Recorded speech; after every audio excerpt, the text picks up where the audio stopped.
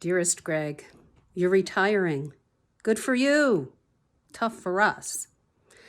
This moment takes me back to when I met you, when you were a very newly tenured faculty member and an equally newly appointed department chair. And you took me to the mountains as part of my interview visit and really sold me on the place the moment I got in the car, because there were coffee mugs from Colorado Public Radio. And I knew if there was good public radio, I would be okay. But better yet, they were full of really good coffee. And you were able to tell me all about the coffee, all about public radio, all about civic virtue in Colorado and the Denver area, and then some. It became to me a symbol of your hospitality, all that you have to offer, all that you share so often. Prodigious intellect, knowledge of the arts, all kinds of appreciation of beauty, and a willingness to make people feel at home, which was just great so many times when I came into your office for an annual review, feeling like I hadn't gotten anything done and everything was hopeless. And you would just settle me down and I would drink in the lovely art in your office, the tones of the wood and the furniture, all carefully chosen, of course, and feel at home, feel welcomed, feel better. You do that just beautifully, Greg, in so many ways. So I'm put in mind of a quotation from Augustine, of course. It's from his book, The Morals of the Catholic Church, in the Nicene and Post-Nicene Fathers translation. And he's talking about the monks and the Christian charity they live with. Caritas, right? From the Latin. It's the love of doing the good for the other person. And he says, charity is principally attended to. There is charity in their choice of diet, charity in their dress, charity in their speech, charity in their looks. Charity is the point where they meet and the plan by which they act. Without it, all things are empty. With it, all things are full. So I wish you a retirement full of caritas, full of all kinds of love, and full of fulfillment. Take care, Greg. You are loved always.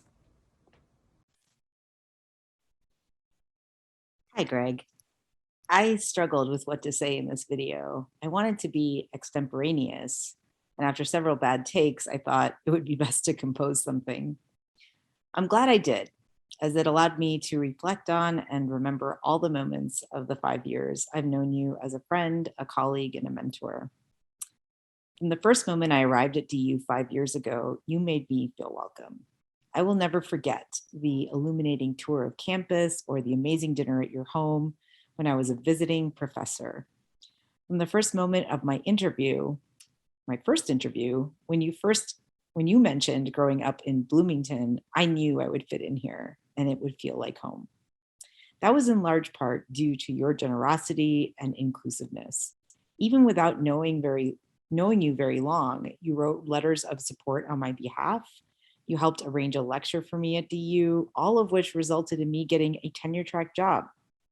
Having been at several institutions before arriving at DU, I had never been treated with such warmth, nor had I been made to feel a genuine part of any of the departments in which I had previously been a part. When I came back to DU as a tenure-line faculty, I came back in part because this place and my colleagues have always felt like home. Specifically, I have always seen you as both a mentor and a friend. You took time to send me reviews of books that would interest me, offered me puppy supplies when I adopted Luna, and were always up for conversation in the office. I have to admit, I will miss your dapper suits and bow ties. I love that you and I were the best dressed in the department, if I may be so bold. In many ways, COVID has robbed us of friends and family we have lost, time together, and so much more.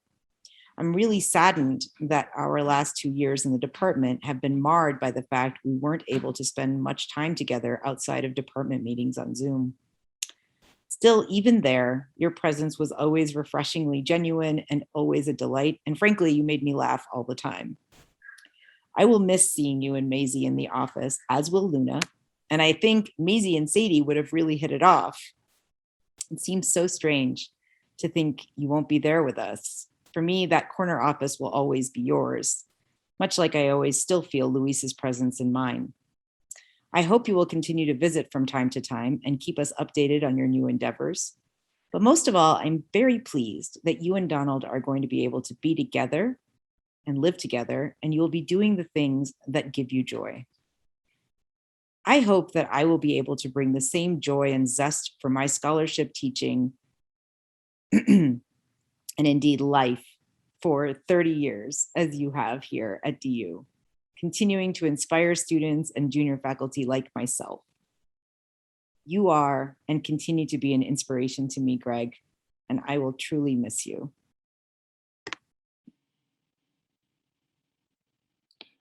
Hello, Greg. Congratulations on your retirement. I'm sure you'll find a way, as you do with everything, to make retirement look spectacular. Indeed, you have an impeccable sense of style. I think you're consistently the best dressed person walking Sturm. But to me, that's just an outward expression of the thoughtfulness and the care you put into everything you do, whether you're cooking a meal, playing music, composing an email, or writing a sophisticated piece of scholarship. You also bring that thoughtfulness and care into the relationships in your life, including with the members of our department and the larger DU community. For me, it's been a pleasure being your colleague. You've been so supportive of myself and my family. You've been a wonderful mentor and a role model.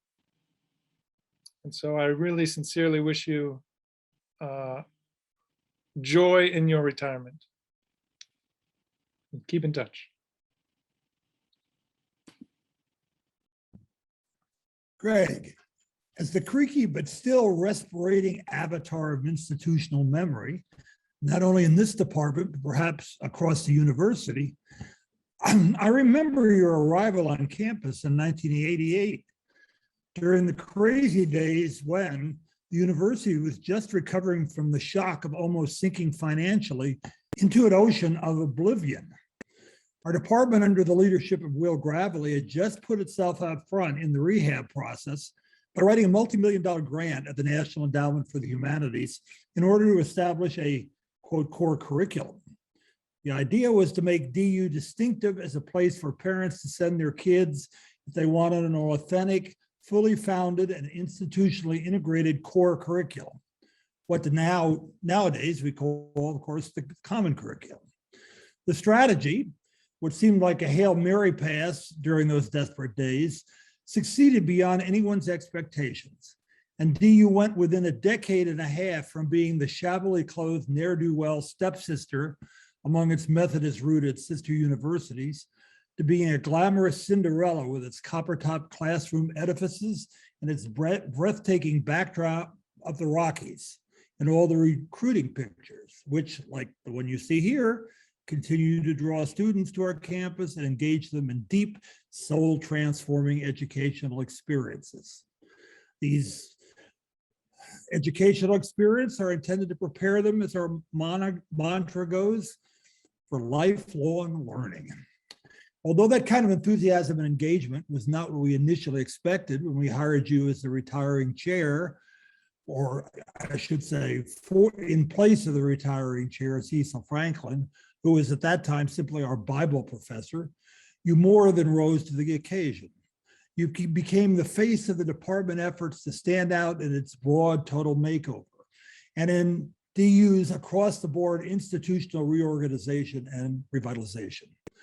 In the early 90s, we established under the new chancellorship of Dan Ritchie the position of Director of Core Curriculum, which you took on not only with, as John F. Kennedy would have put it, great vigor, but with a visionary and not simply an administrative eye. And you oversaw with Dean Seda its total makeover as well. The template that you helped hammer together, is still for the most part what we currently have in place. But then you also took on the dual role of department chair and put us on a whole new track as well. As I recall, you have served a total of 11 years during your tenure here and never looked back. You have made amazing contributions over this entire time to DU as a whole. You are more than an academic. If universities were tribal entities, and of course, in many respects they are, we would be doing some kind of sacred ceremony with you right now, honoring and, as Rosia Eliada put it, ontologically elevating you to the realm of ancestors and immortals as the great wise elder. We're going to miss you dearly. We will also know that we will not be able to be who we are if you hadn't been who you are. Even those of us who have only been around here for a short time, I'm sure feel the vibes and understand both your historic role and the significance of your presence here. Thank you, Greg. Thank you so much. We can't begin to appreciate how much we appreciate you.